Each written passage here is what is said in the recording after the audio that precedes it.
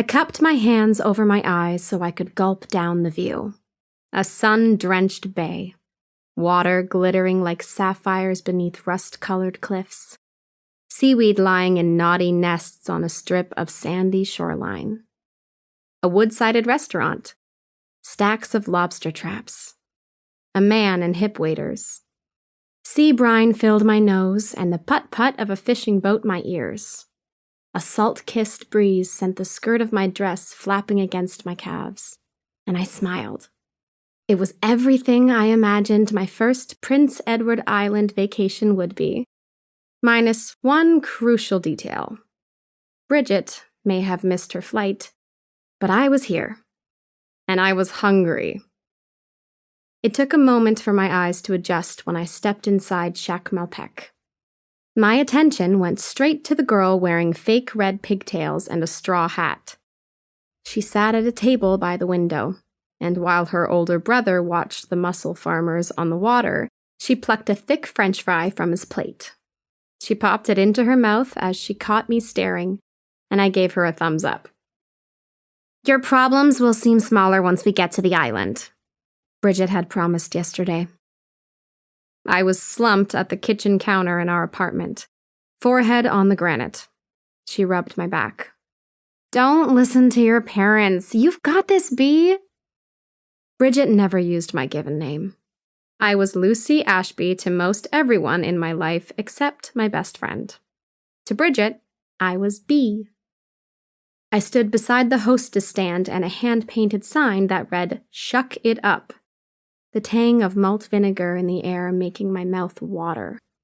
The mismatched wooden tables were full, and no one looked close to settling their bills. It was that kind of day. As I was about to leave, a server with salt and pepper hair and 3 plates of lobster rolls balancing on the length of her arm called over to me. "Take a seat at the bar, sweetie."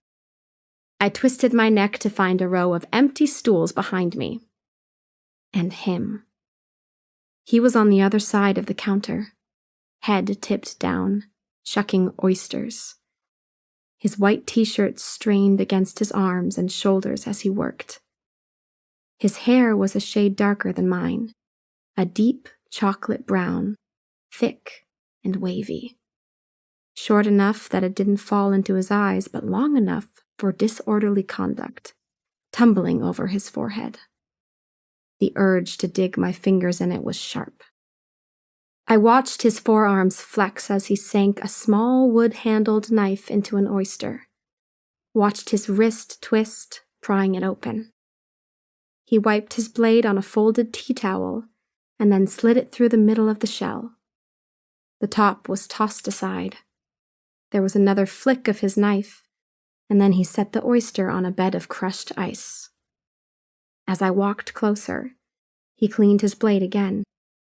Instead of plunging it into the next oyster, he paused and glanced up at me. I almost stumbled. His eyes were the most dazzling shade of iceberg blue, striking against his deep tan. A cleft parted the center of his chin.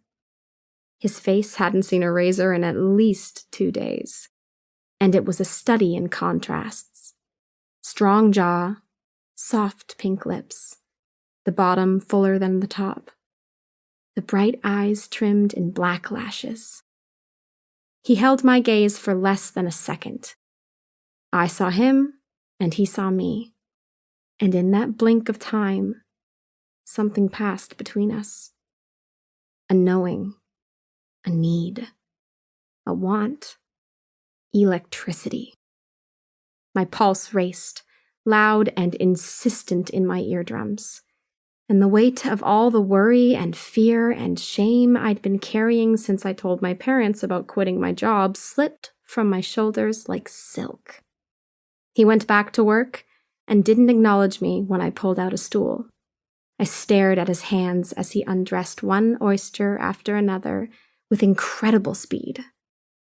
He dismantled a full dozen and set the platter at the end of the bar. He looked straight at me then, and for a moment, we both stared. There was something guarded about his gaze, a wariness that lingered under those bright pools. For a second, I saw a flicker of sadness, but just as I was wondering where it came from, it was gone.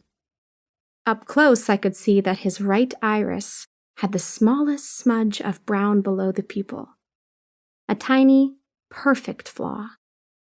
Suddenly, it didn't seem tragic that Bridget had missed our flight. It felt like destiny.